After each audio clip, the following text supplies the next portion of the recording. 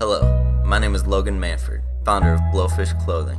We are a clothing company known not only for our amazing clothing, but also for our even more amazing message, all for all. This is not your normal podcast. No celebrities, sports, or money. This podcast, the Speakeasy, has been created for the other stories, the ones you may not want to hear. These words are the stories of your neighbors, of the people you pass every day on the street. From the homeless, to sexual assault survivors, to those being disowned for their sexuality.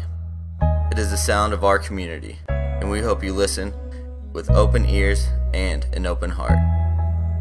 Hello. Hello, how are you doing, Alex? Doing good, how about you? It's pretty cool. Alex is an amazing guy. He's got an amazing story to tell too, so we'll go ahead and roll right into it. Go ahead and give us a little bit of background about you, Alex. You're from my hometown, Louisville, where we're recording this from. Yeah, so I've lived in Louisville, Kentucky my whole life. Born and raised here. I did not plan on saying that. I cut that out.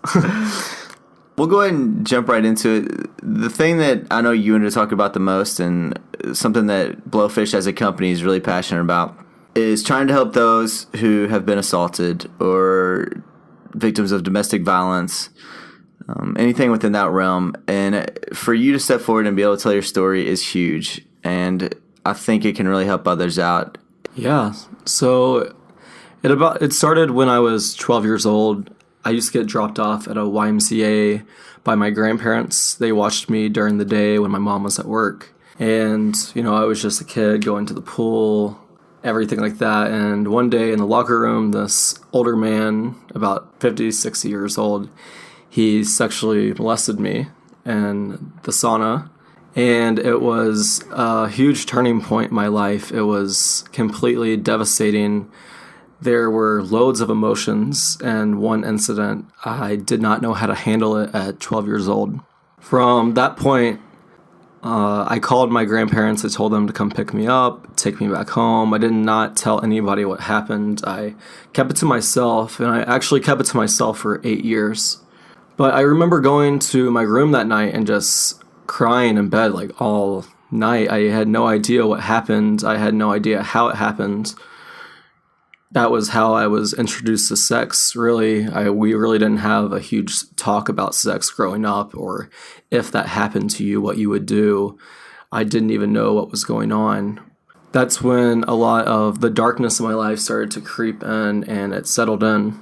From that point on, because I kept it to myself, my grandparents kept dropping me off at this YMCA, and although that was the most devastating thing that happened to me at that point, whenever I was having hormones because I was 12 years old, I just allowed these men to take advantage of me. I kind of put myself in the situation of letting them have me for whatever they wanted.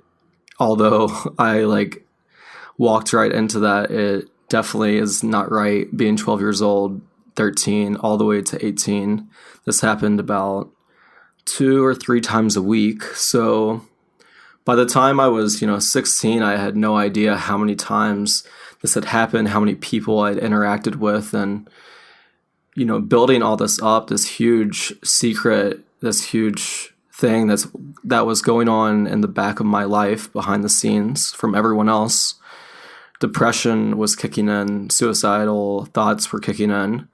I had anxiety every time I thought about it. I wanted to stop. It felt like I was chained down to it, and I couldn't. Every time I would try to make efforts to just break free from that cycle of being abused, I would get pulled right back in.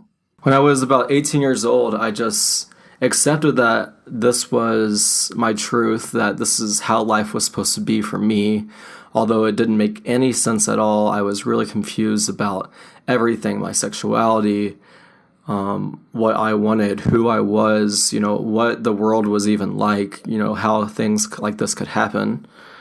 I just decided to own it and deal with it, and that's when I went through this process of just hooking up with everyone. I was really trapped in this culture of just hooking up with everyone. And I had so much inside of me that I wasn't dealing with from all the incidences from when I was a minor.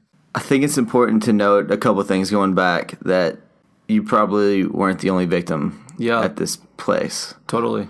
Not that it was your fault, but I think we do need to bring some awareness to the fact that when you are that young, that it's tough to go find help. It's tough to basically tell on them what's going on. Because a lot of sexual assault victims, a lot of survivors of those types of crimes do feel guilt and do feel like they don't have anywhere to go to talk about it. Can you talk a little bit about the feelings you were going through and maybe why you didn't reach out to someone to get help? Well, simply I didn't reach out to anyone because I felt like it was my fault. I didn't feel like a victim.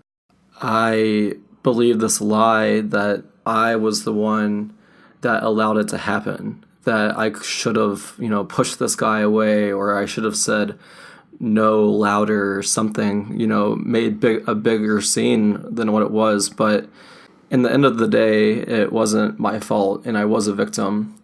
And it took me 8 years to realize that, to really speak up about it before I told anyone. And I think that's what kept me in the hole I was in, was because I was being so silent about it. And when I started to speak up about it, that's when things came up to surface. I was able to deal with stuff that I didn't even know I was holding on to. I was able to, deal with my stuff. To become the person you've become today, you've obviously done some deep thinking. We've got a local organization here in Louisville called Derby City Consent, and we've done a lot of talking, teaming up with BLoFISH, our clothing company, and with them, and they help to work with sexual assault survivors. And one big thing we've been talking about is how people don't believe these stories, how you go to people and you talk to them and you're scared to tell your story because people won't believe it or just brush it off. One thing I really want to get across, and it's only possible with people like you, if this has happened to you, look for places where you can go. The more people we have talking about this issue, the more people that we have who can bring awareness to it, the more, as bad as this sounds, believable it will be. I mean, instead of people shaming or doubting or looking at you like you're crazy, if there's 10,000 people behind you saying the same thing, which there are that many victims exponentially out there, Totally. that it will definitely help bring awareness to this problem, because it's not just happening at the YMCAs, it's happening at homes, it's happening all across the United States with different groups of people. Yep. It's crazy, but that's why we're here, and that's why we're bringing awareness to this issue as much as possible. Can you go ahead and talk a little bit about some of the things that have helped you? Obviously, you went through the struggle, that have helped you cope with what happened throughout that time period. How now you can seem so calm and so, not that you're a perfect person, but so sure of yourself, and so being able to talk about that, I guess is what I'm saying, how comfortable you are now. There are many things that have brought me to where I am today. It's been a huge process. There's nothing that changed it all in like a moment.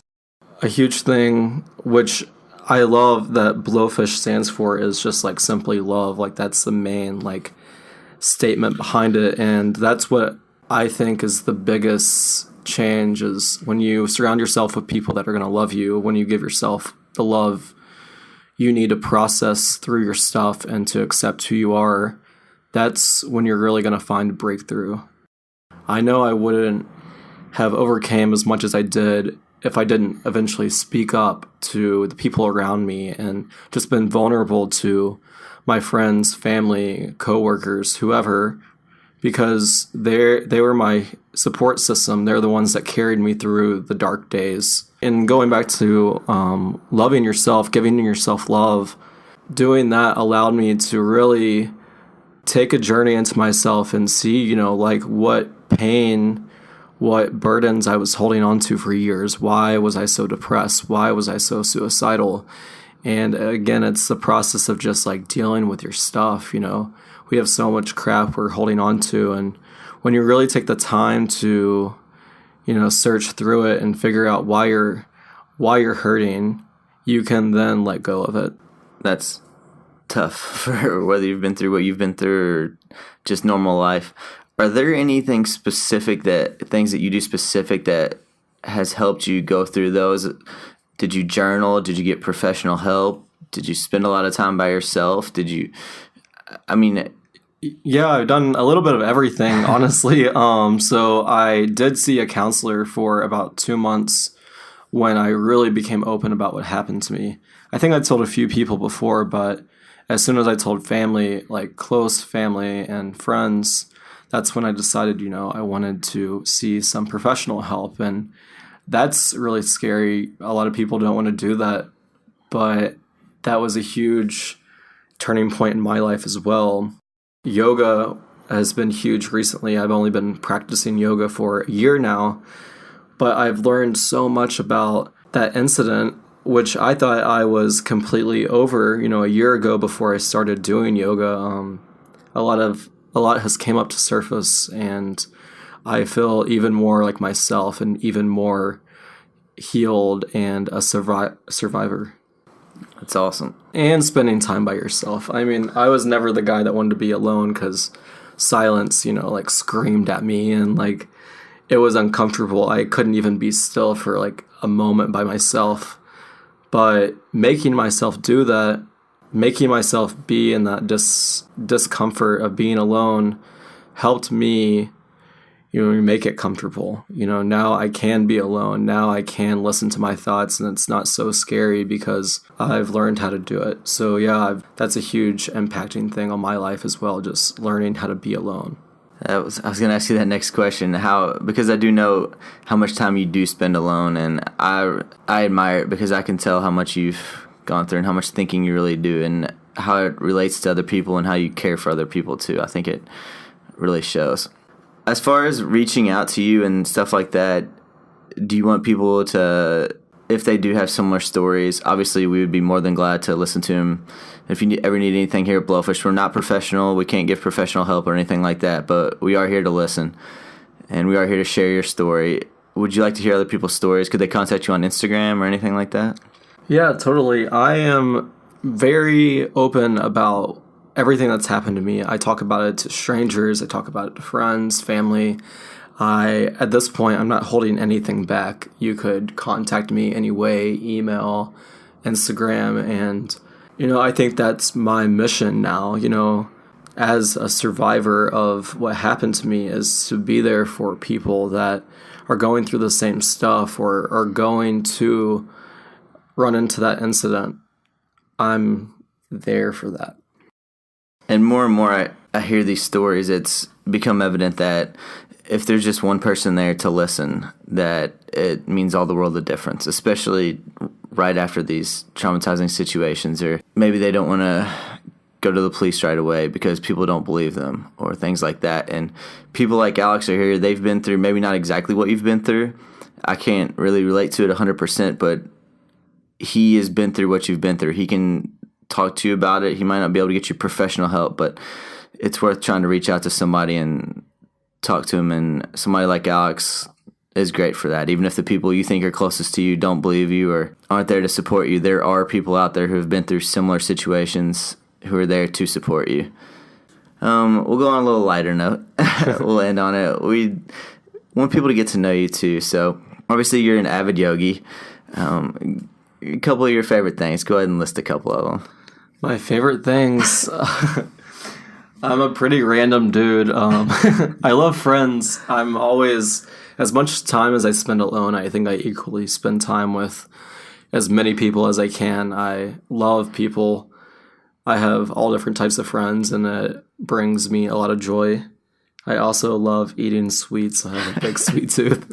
I'm sure you know what my favorite food group is. Yes, sprinkles, yeah. For sure. Alex loves his sprinkles. I just eat them out of a can, I just throw them in my mouth. I always have a jar and my cup holder in the car. I don't know, I like doing a bunch of things. I like going to the park by myself. I like going to the movies by myself. I do a lot of things by myself, but I do a lot of things with friends too. I'm always working out and doing yoga though, so that's guaranteed every day. I do have a question. Were you always this... I don't even know if the word's outgoing, but was your personality always like this, or have you developed it into the happy-go-lucky person you are now? I didn't know you 2-3 years ago. Yeah, that's actually really funny because before we started doing this podcast, I was reading some older posts I made about, when I was sexually molested when I was 12 years old, and I just was reflecting on like the things I said in those, so I could make sure I was covering everything. But that's what I said. I said I wasn't always this happy-go, like, whatever, dude. You know, I wasn't always this joyful in life. I was not so outgoing. I didn't talk to everyone. Actually, in high school, I kept to myself. A lot of people weren't friends with me because I had so much going on. So today, I am a different person. I even run into people that I went to high school with, people that knew me growing up, and they are just like astonished. They're just really confused, to be honest. The looks on their face are hilarious because they don't understand how someone could change that much. You know, you see people changing, you know, when they go to college and in their 20s, but it's a completely different person. I feel like a whole different person. We're glad you are the person you are today, and we just want to thank you for being our first guest on the Share Your Story podcast with BLoFISH. Go ahead and tell them your handle and all that jazz. Well, my Instagram handle changes like every 6 months. Right now it's King Carnevale, Carnevale. Thanks, Alex. Of course. Thanks.